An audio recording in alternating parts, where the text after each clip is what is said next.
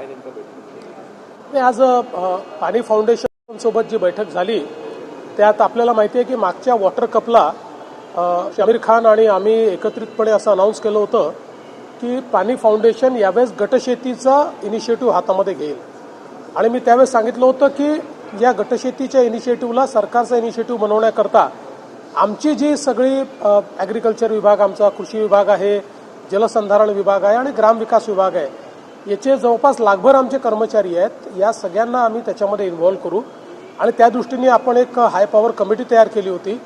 त्या कमिटीने आत्तापर्यंत काय काम केलं याचा रिव्ह्यू आपण घेतला. या कमिटीच्या माध्यमातून अतिशय चांगल्या पद्धतीनं आता जवळपास 11,000पेक्षा जास्त ट्रेनर्स तयार झालेले आहेत.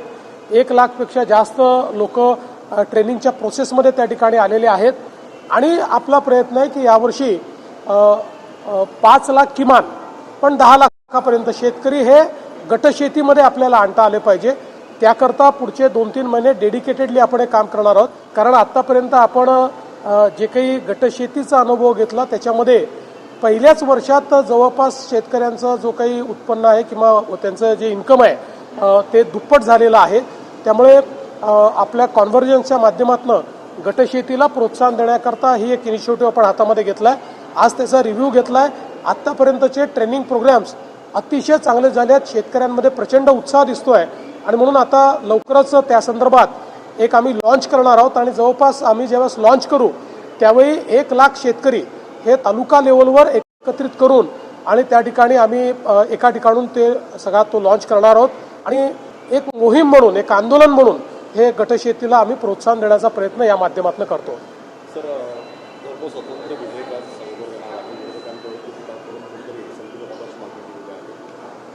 विरोधकांनी धर्मस्वातंत्र्य विधेयक जर वाचलं तर त्यांच्या लक्षात येईल की या विधेयकामध्ये कुठेही कुठल्याही धर्मावर अन्याय नाही.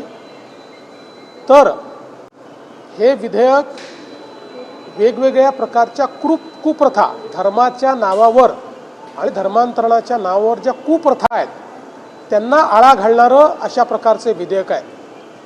एखाद्याला स्वेच्छेने धर्मांतर करायचं असेल तर त्याचीही प्रोसेस आहे, ती दिलेली आहे.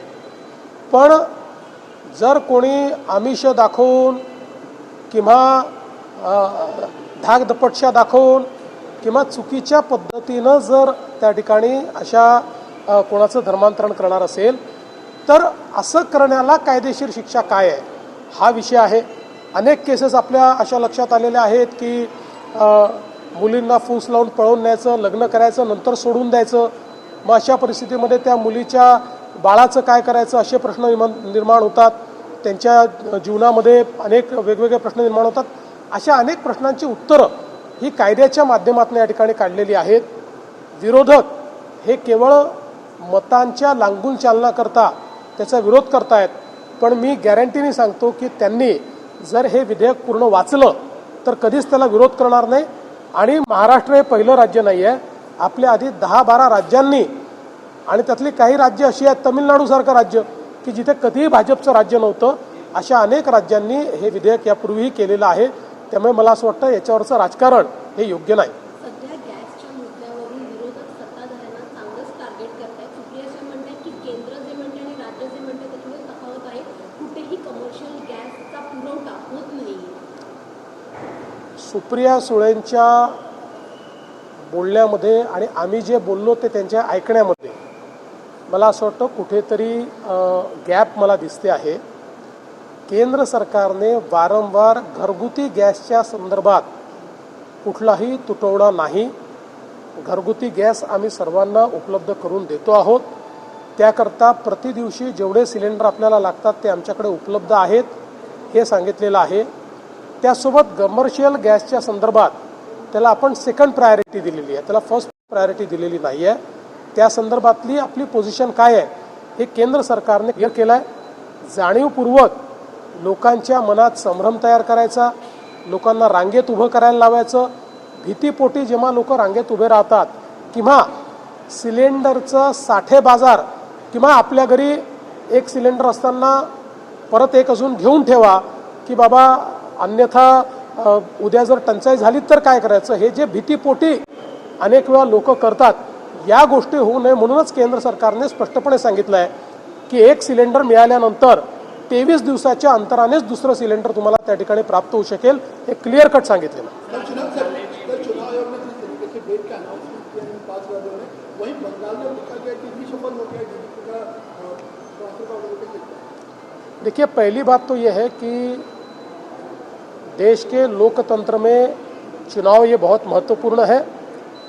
अभी राज्यों का चुनाव जो घोषित हुआ है, निश्चित रूप से उसके लिए भारतीय जनता पार्टी अपने तरीके से उस चुनाव में काम करेगी और जिस प्रकार से अलग अलग राज्यों में लोगों ने प्रधानमंत्री जी पर विश्वास दिखाया है, ऐसा ही विश्वास इन राज्यों में भी दिखाया जाएगा।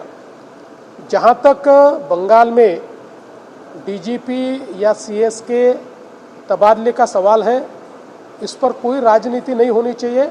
इसका कारण महाराष्ट्र में जब चुनाव हुए थे उस समय महाराष्ट्र में बीजेपी की सरकार होने के बावजूद इलेक्शन कमीशन ने उस समय ये ठीक समझा था और महाराष्ट्र को नया डीजीपी दिया था और महाराष्ट्र को नए चीफ सेक्रेटरी भी दिए थे। तो इसलिए ये केवल बंगाल में किसी और पार्टी की सरकार है इसके लिए हुआ, ये कहना सही नहीं है। इलेक्शन कमीशन किसी पार्टी के भरोसे नहीं चलता। Election commission free end fair चुनाव करने की दृष्टि से काम करता है। जो महाराष्ट्र में हुआ है वही बंगाल में हुआ है। महाराष्ट्र में होने के बाद हमने उसको स्वीकारा और हम चुनाव को सामने गए। मेरी अपेक्षा है ममता दीदी ने भी उसको स्वीकारना चाहिए। उस पर तमाशा तैयार करना, उस पर अलग अलग प्रकार से आंदोलन करना, ये सही बात नहीं है।